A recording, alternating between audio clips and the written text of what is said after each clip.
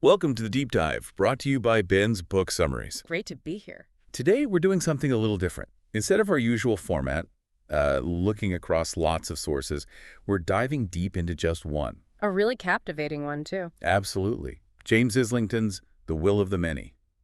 Think of this as your express ticket, sort of, to understanding the core of this really intricate story. Hitting the key points, the world, the character. Exactly. Uncovering what makes it so memorable.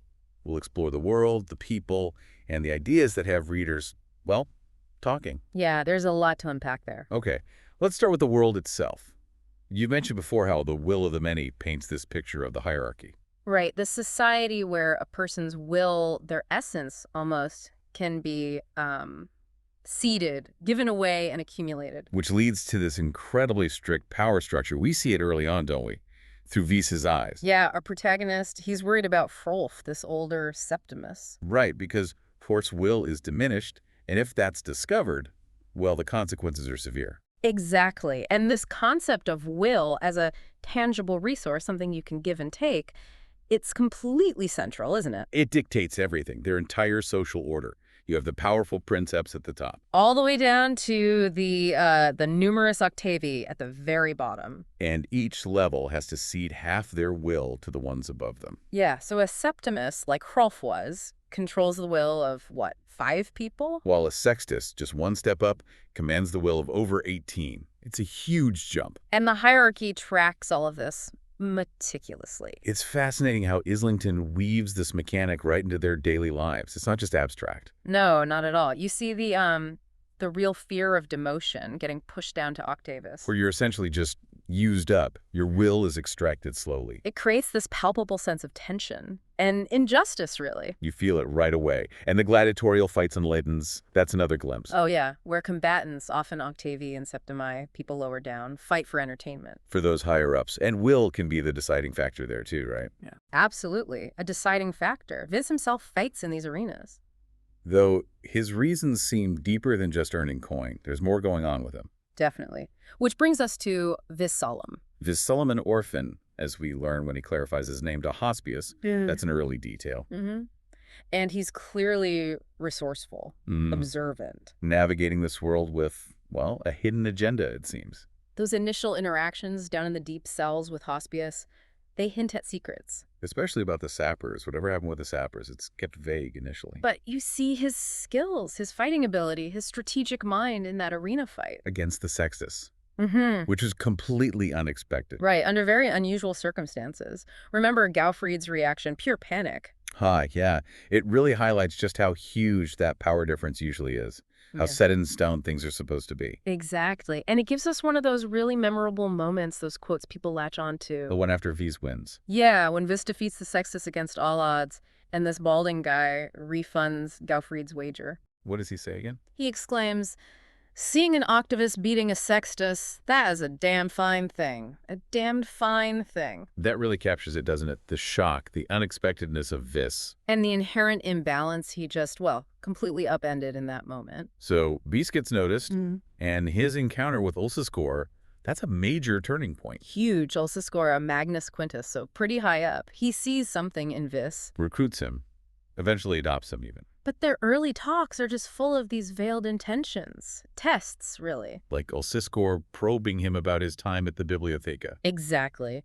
Questioning his temperament, trying to figure him out. And that trick with the coin.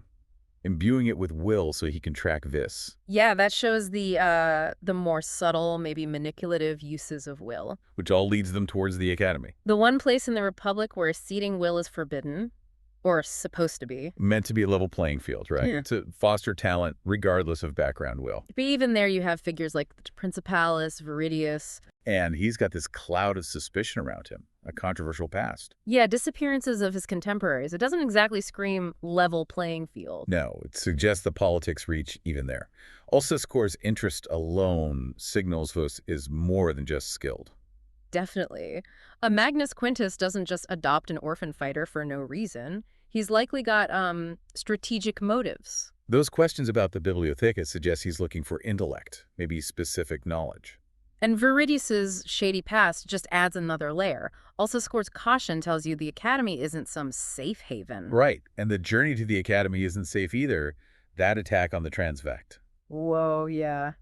That was intense. But Vis handles himself, shows his resourcefulness, even while protecting Ososco, who's injured. It really establishes his character under pressure. And his interactions with Theodosia during that, retrieving the arrow. Huh.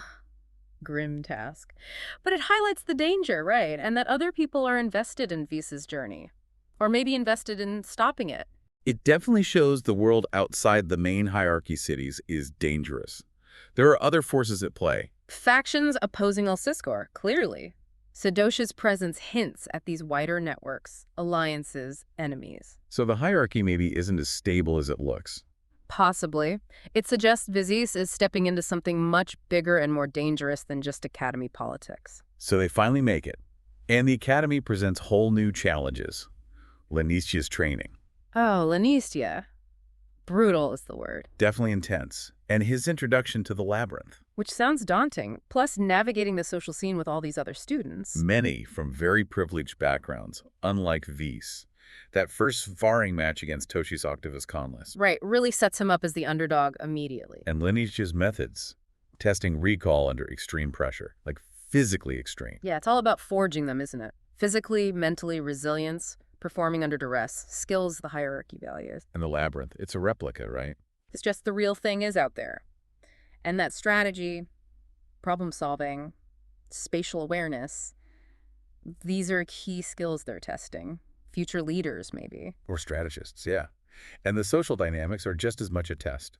Learning who to trust, who to watch out for. Which leads to him forming alliances.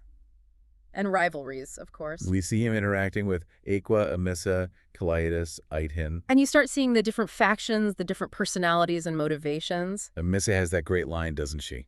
About Vis being unpredictable. Oh yeah, they really don't know what to make of you, you know. Between the Pneumachia and what you did to Aithin, running the labyrinth 1 minute and stupidly injuring yourself the next. LA, yeah.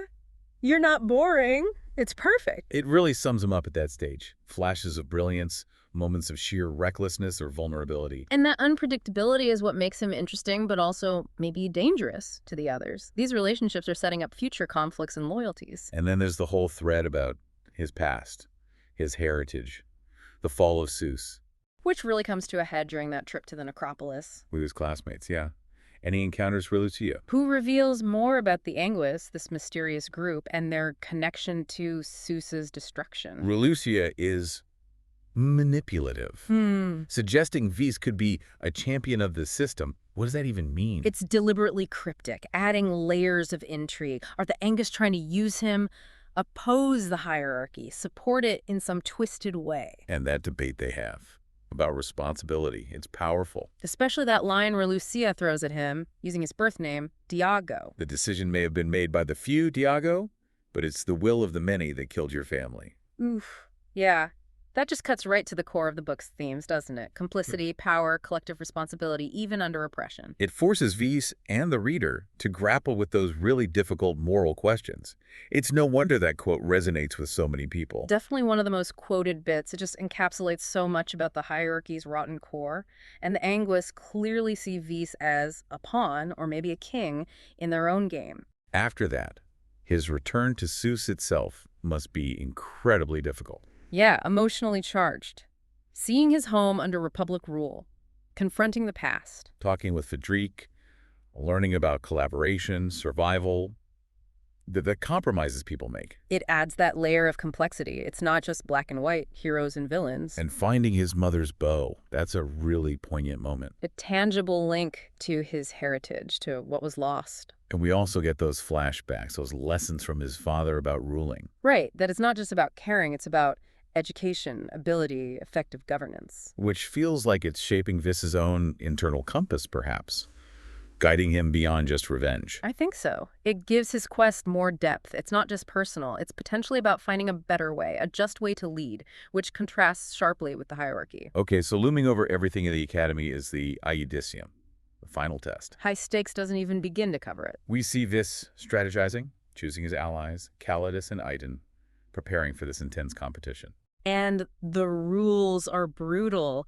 You can eliminate rivals by taking or smashing their medallions. It fosters this incredibly tense, cutthroat environment. And then Belly attacks V's during the Iudicium, just bam, out of nowhere. Followed by Equa, making that completely unexpected move, offering V's her medallion. Which is huge. It speaks volumes about their complicated relationship, her desperation maybe. Her words stick with you. She's not going to let you go, V's, no matter what. And I don't want to lose.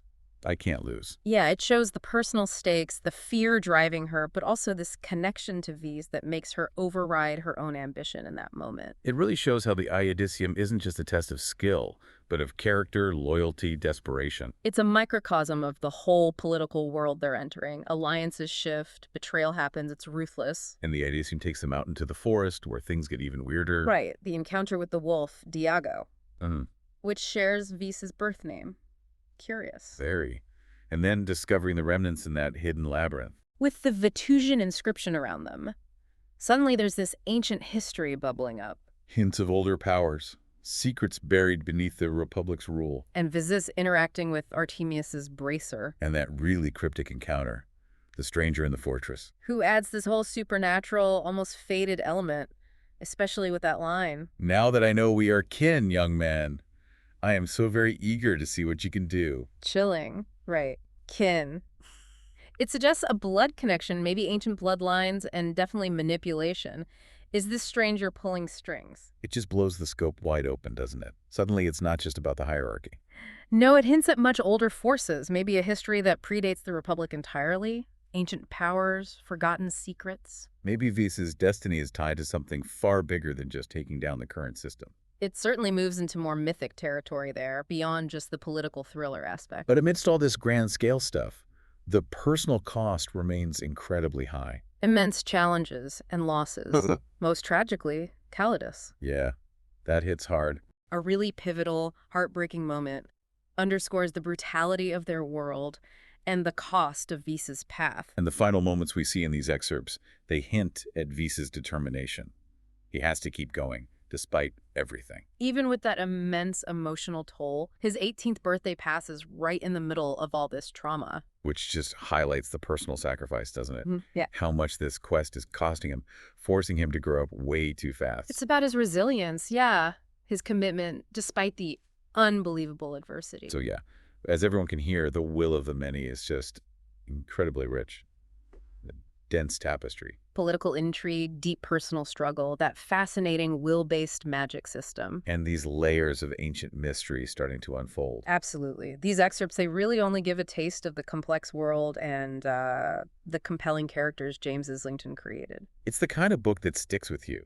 If you're looking for something that will keep you guessing, challenge how you think about power, loyalty, complicity, And leave you thinking about it long after you've finished. then The Will of the Many is definitely one to pick up. Couldn't agree more. Well, this deep dive into The Will of the Many was brought to you by Ben's Book Summaries. Always a pleasure to discuss a great book. Until our next exploration, keep diving deep.